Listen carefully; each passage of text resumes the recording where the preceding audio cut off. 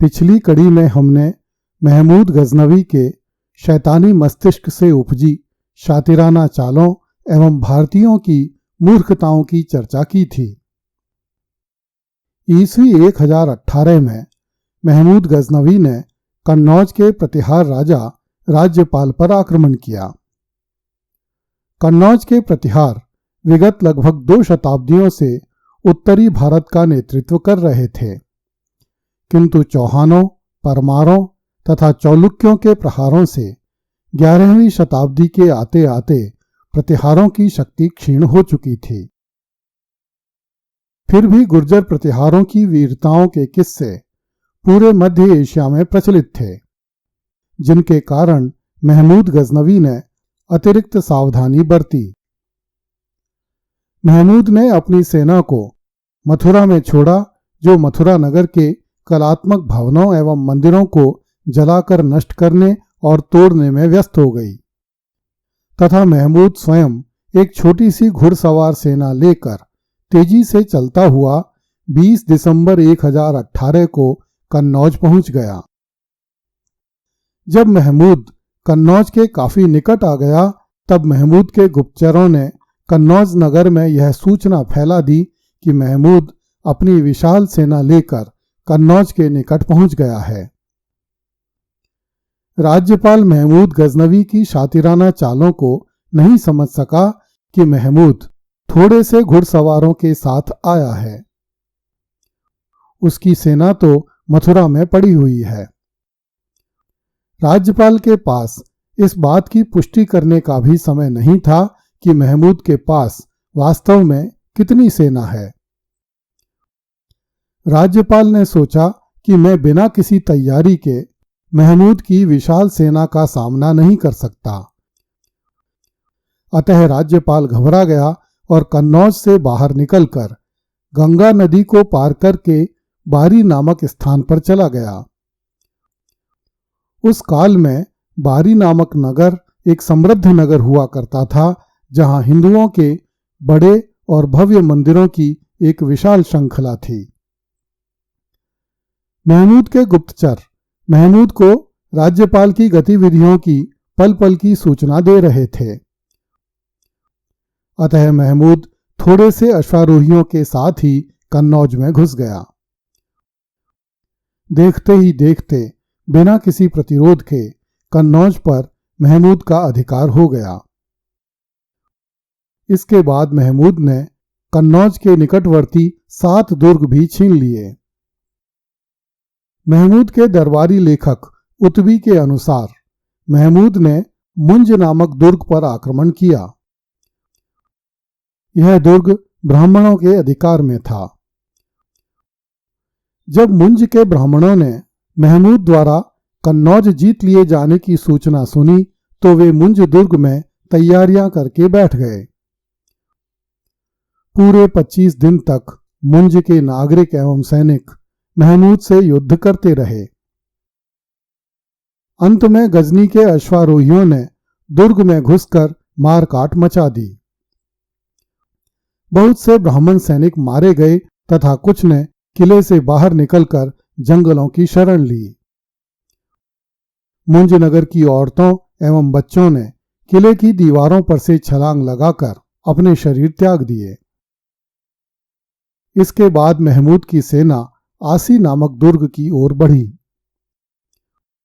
आसी का दुर्गपति चंद्र राय प्रतिहारों के विरुद्ध युद्ध करता रहता था, किंतु महमूद के आने की सूचना पाकर दुर्ग छोड़कर भाग गया। महमूद के अश्वारोही दुर्ग में घुस गए तथा यहां भी उन्होंने दुर्ग में रह रहे निरीह लोगों का नृशंसतापूर्वक संहार किया।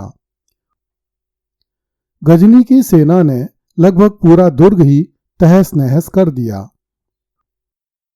इसके बाद महमूद शर्वा के दुर्ग की तरफ बढ़ा।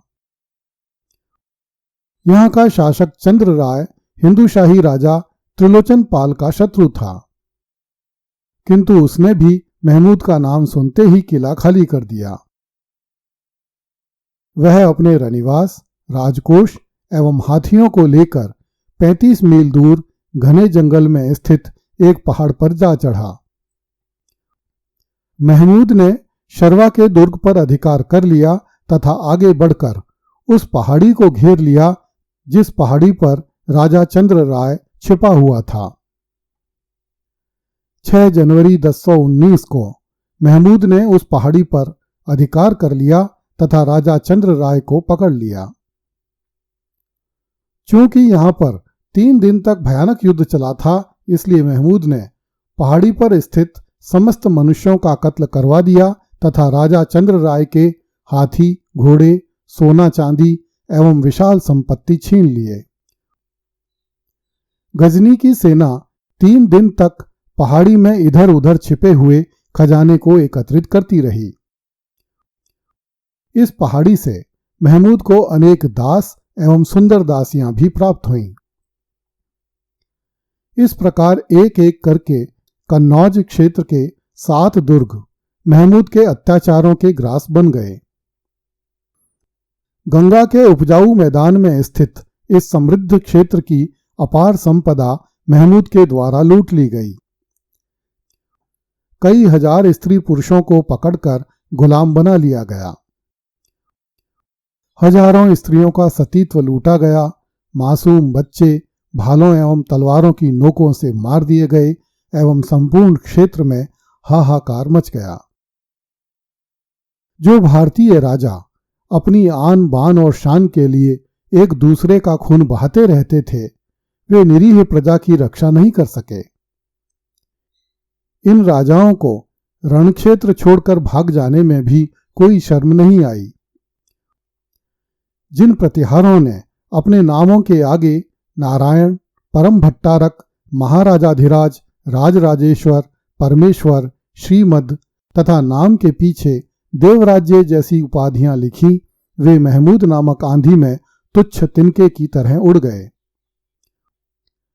जिन वीर चंदेलों को पृथ्वीराज चौहान से युद्ध करने एवं उसे परास्त करने का आज तक दंभ है, वे चंदेल भी अपने राज्य में मुंह छिपाकर बैठे रहे। मानो उनके राज्य की सीमा पर जो कुछ हो रहा था वह अत्यंत सामान्य बात थी।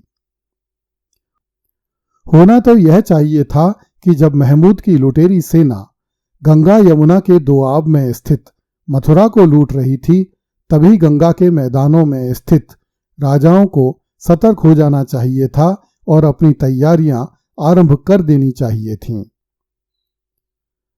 मध्य गंगा मैदान के राजाओं को एक विदेशी, विधर्मी, अत्याचारी एवं दुर्दांत आक्रांता के विरुद्ध कोई संघ बनाने का प्रयास करना चाहिए था। किंतु उस काल के शासकों की बुद्धि मानो किसी अदृश्य शक्ति ने हर ली थी, जिसका दुष्परिणाम आने वाली सदियों तक भारतीयों को भुगतना था। गंगा के समृद्ध मैदानों में स्थित दुर्गों से प्राप्त संपूर्ण संपत्ति को जानवरों पर लादकर एवं दास दासियों को रस्सियों से बांधकर महमूद गजनवी बड़ी अकड़ के साथ धौंसा बजाता हुआ गजनी के लिए रवाना हो गया। वीर भूमि भारत की आत्मा निष्प्रभ एवं श्रीहीन होकर सिसकने लगी। किंतु यह महमूद के पापों का अंत नहीं था। अभी तो उसके अत्याचारों के बड़े किस्से लिखे जाने बाकी थे। अगली कड़ी में देखिए, महमूद गजनवी ने चंदेल राजा विद्याधर को औरतें उपहार में भिजवाईं। कृपया इस चैनल को लाइक, सब्सक्राइब एवं शेयर करें। धन्यवाद।